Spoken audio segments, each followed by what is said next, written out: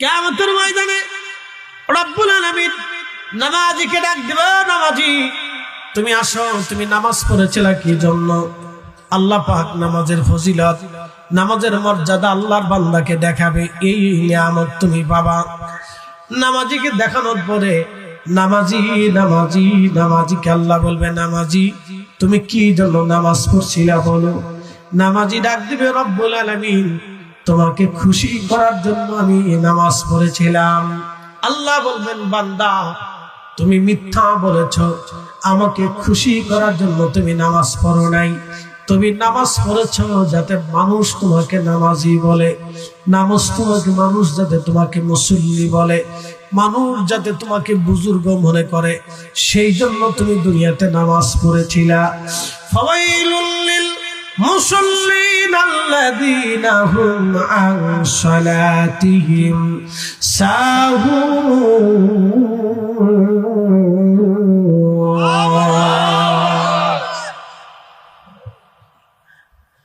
আল্লাহ ডাক দিবে, কপাল পুরো সেই নামাজি যে মানুষ দেখানোর জন্য নামাজ পড়ে, নামাজের মধ্যে খুশু নাই, একাগ্র চিত্তে ইখলাসের সাথে যে নামাজ পড়ে না।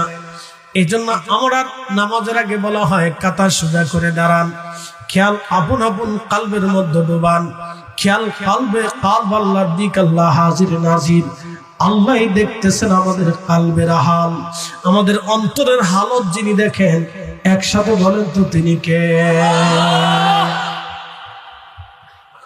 নামাজে যদি আল্লাহর কথা মনে না থাকে, দুনিয়ার জল্পনা কল্পনা খেয়াল চিন্তা চেতনা যদি নামাজের ভিতরে আসে, তাহলে আপনি আল্লাহর ধ্যান থেকে দুনিয়ার ধ্যানে চলে গেলেন।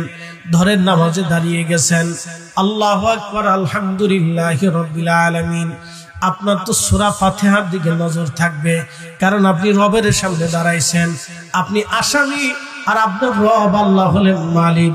আপনি আসামি হয়ে রবের সামনে দাঁড়িয়ে গেছেন, ঠিক ওই সময় ইমাম পড়তেছে আলহামদুলিল্লাহি রাব্বিল আলামিন, আর আপনি চিন্তা করতেছেন জুতাটা একবারে মসজিদের বাইরে রাখছিলাম, সরে কি নিয়ে গেল কিনা, ভিতরে রাখলে ভালো হইতো। আবার মনে পড়ে গেছে ব্যবসায় ভালো হচ্ছে না, কাপড় চোপড় বেশি বোনানো হচ্ছে না, কর্মচারীরা কাজ করতেছে নাকি না, কাজ ফাঁকি দিয়ে ওরা বসে বসে বিড়ি টানতেছে, এই চিন্তা নামাজে চলে আইছে। সেদিন কিয়ামতের ময়দানে আল্লাহ নামাজিকে বলবে, নামাজি তুমি মানুষ দেখানোর জন্য নামাজ পড়ছিলা, যাও, দুনিয়াতে মানুষ তোমাকে নামাজি বলেছিল, আজকে আমি রবের দরবারে কোনো জায়গা হবে না, কোনো প্রতিদান তুমি পাবে না। ঠিক ওই সময় তার হাত বাঁধা হবে, তার পা